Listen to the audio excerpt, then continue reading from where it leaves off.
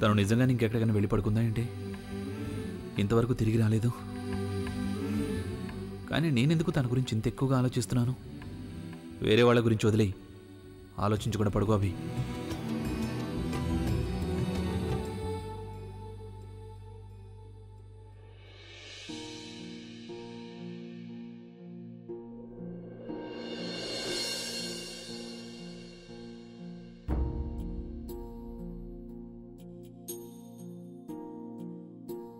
నేను ఇక్కడికి రావద్దని చెప్పాను కదా నేను. మరి మళ్ళీ ఎందుకు వచ్చావు?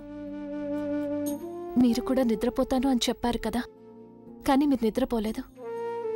నేను గుర్తొచ్చానా?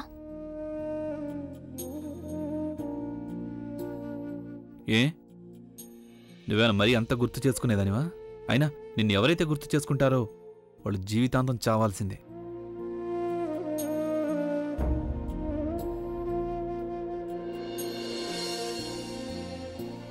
అబద్ధం చెప్పాల్సిన అవసరం ఏమీ లేదు. మీరు నాకు దొరికిపోయారు. దొరికిపోవడం ఏంటి?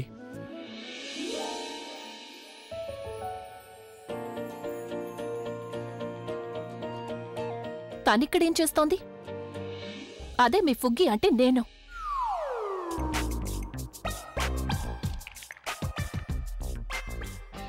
ఎవరికి ఇష్టం వచ్చినట్టు వాళ్ళు చేస్తున్నారు.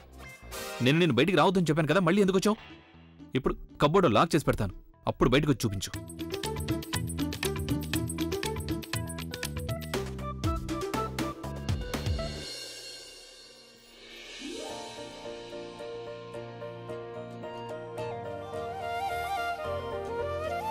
ఎందుకు ఇలా చేస్తున్నారు?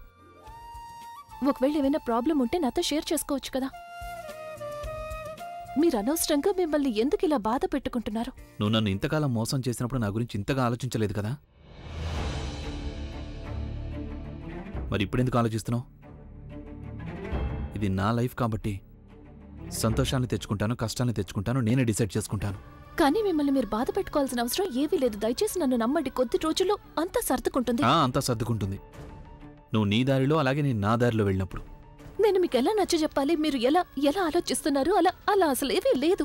అసలు నిజమేంటంటే నువ్వు ఎలాగైతే ఆలోచిస్తున్నావో అలా ఎంత మాత్రం జరగదు ప్రజ్ఞ. అది కాదు. Let me finish.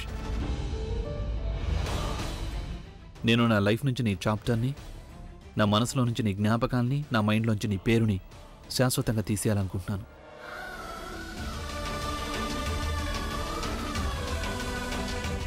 తండ్రిని కాబోతున్నాను నేను. ఇప్పుడు నేను నా సంతోషం కోసం నా పుట్టబోయే బిడ్డకి అన్యాయం చేయలేను కదా. నీలో కొంచెమైనా న్యాయం అనేది మిగులుంటే, నా కోసం నువ్వు ఏదైనా చేయాలనుకుంటే అప్పుడు నేను నిన్ను మర్చిపోవడానికి నాకు సహాయం చెయ్యి.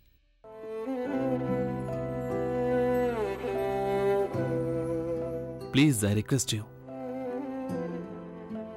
నేను ఇప్పటికే చాలా బాధపడుతున్నాను, నన్ను ఇంకా బాధ పెట్టకు. నువ్వు ఇంకేమన్నా చెప్పాలా? ఇంకేమన్నా అబద్ధం చెప్పాలనుకుంటే చెప్పేయి. నేను చూడాలనుకుంటున్నాను నన్ను మోసం చేయడానికి నువ్వు ఎంత నీచానికి దిగజారగలవు అని. ఎందుకు ఆలియా, ఎందుకు నువ్వు ఇలా చేసావు? నీకు తెలుసు కదా, నానమ్మ తర్వాత నీ ఒక్కదానిని కదా నేను పూర్తిగా నమ్మేది. ఏమన్నావు నువ్వు? ఈ మధ్య అన్నిటినీ మర్చిపోతున్నావా? అది చాలు. వాటిలో ఉన్న శక్తి విషయాన్ని గ్రహించి మనకు వివరిస్తాయి.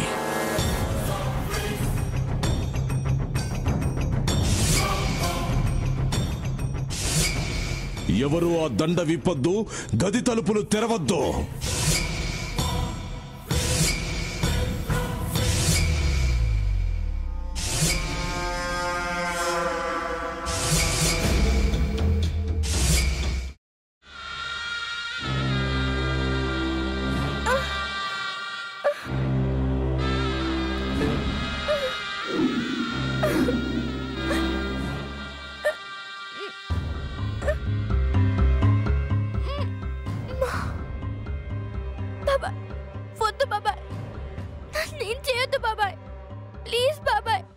నీకు నిజం తెలిసినప్పుడే నా ఆలోచనలో నువ్వు చచ్చిపోయావు.